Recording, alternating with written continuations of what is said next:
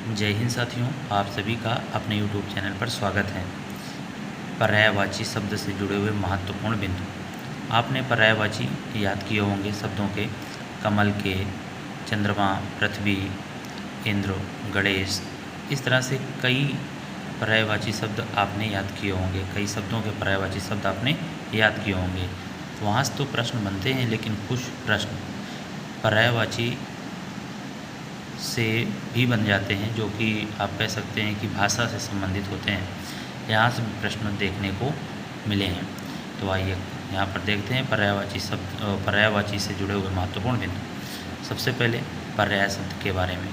पर्याय शब्द परि प्लस आय से मिलकर बना है, यानी कहें तो संधि विच्छेद यहाँ पर पर्याय शब्द का होता है परि प्लस आय। उपसर्ग हुआ परि प्रत्यय आय, और कौन संधि हो जाएगी तो यण संधि हो जाएगी। यहाँ से प्रश्न पूछा गया कि पर्यायवाची शब्द का अर्थ है। यूपी यूडीए प्री परीक्षा 2013 में प्रश्न पूछा गया, पर्यायवाची शब्द का अर्थ है। उत्तर हो जाएगा समानार्थी। यहाँ पर लिखा हुआ है पर्यायवाची का आशय समानार्थी शब्द से होता है। वे शब्द जिनके अर्थों में समानता हो, इस बात को भी याद रखिएगा कि वे अर्थ जिनके अर्थों में समानता हो पर्यायवाची शब्द कहे जाते हैं। जैसे उदाहरण लिखा हुआ है, कमल का लिया हुआ है पद्म, उत्पल, इंदिवर, शतदल, पुंडरी, जलजात, सरसिज, नलिन।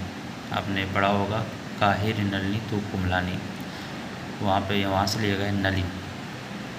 अगला बिंदु है, ये कथन में किसी शब्द की पुनः पुनः आवृत्ति को रोकते हैं।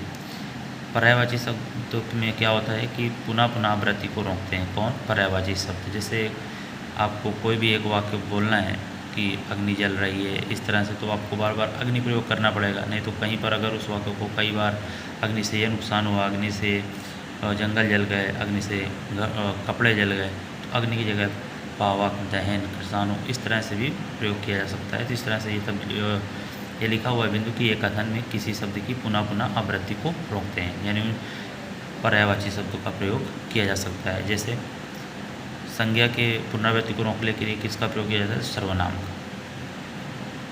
इससे संचार को प्रभावी बनाया जा सकता है। संचार को क्या बनाया जा सकता है? प्रभावी बनाया जा सकता है। और इससे कौशल भाषा में वृद्धि होती है। कौशल भाषा में क्या होती है? वृद्धि होती है। महत्वपूर्ण बिंदु, पर्यायवाची शब्दों के प्रयोग से अलंकार प्रभावित हो जाता है।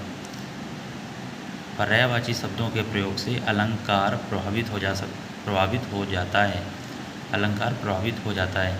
उदाहरण लिखा हुआ है यमक अलंकार। इस बिंदु को आप स्वयं समझने का प्रयास करें। अगर आपको समझ में ना आए तो आप कमेंट करके बताइएगा कि आपको ये बिंदु समझ में आया या नहीं आया। अगर नहीं आया होगा तो आपको अगले वीडियो में ज़रूर बताएंगे, प्रयास करिएगा। काव्य लेखन के समय पर्यायवाची शब्द प्रयोग पर बंधन।